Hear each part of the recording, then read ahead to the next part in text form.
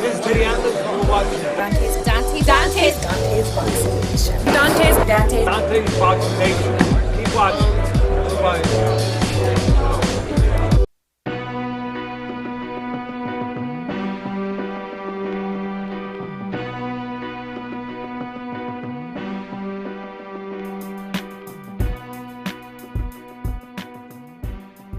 Dante's Boxing Nation, what's going on, guys?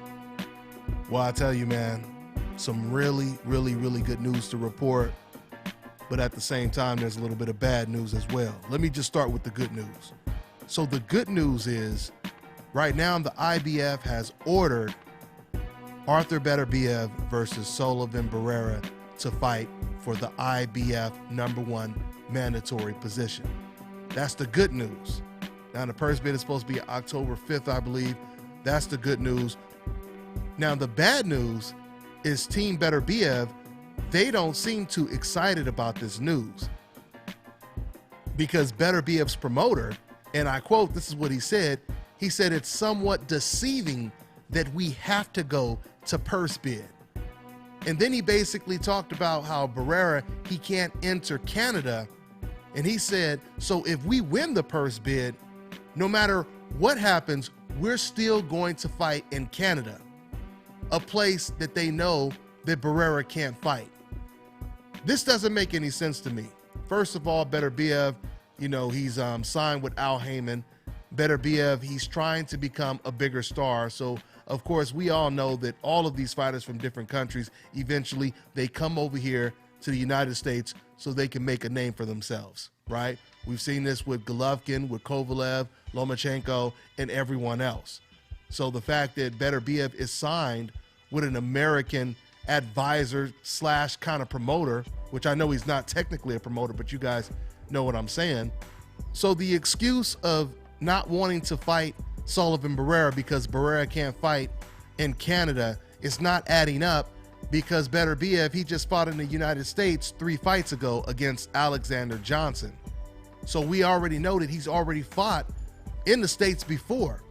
It doesn't really make any sense, and that shouldn't be a legitimate excuse to hold up negotiations when it comes to a purse bid.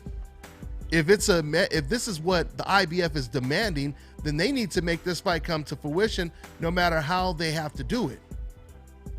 On top of that, if this fight goes to a purse bid, ARTUR BETERBIEV is going to get 75% of the split because he's ranked higher than Sullivan Barrera. So I'm not understanding why they would even think about turning this fight down. Now, for those of you guys who don't know, this is not the first time that Barrera and BETERBIEV were in talks. Sullivan Barrera, he's actually called out BETERBIEV a while ago. He's been trying to get the BETERBIEV fight for some time, and that was always what held the situation up, is the fact that for whatever reason Barrera, he can't fight in Canada.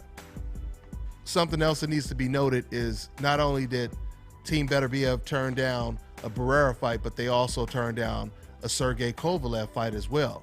When Sergey Kovalev's people pursued a BETERBIEV fight, BETERBIEV's people, they said that they would prefer to fight a mandatory for the title before they fight for the title. And I shouldn't say fight a mandatory, but they basically wanted to fight other contenders before they fight for a title. So who knows, man? All I know is this is a terrific fight. It's a 50-50 fight right now. Both fighters have momentum. BETERBIEV is still undefeated.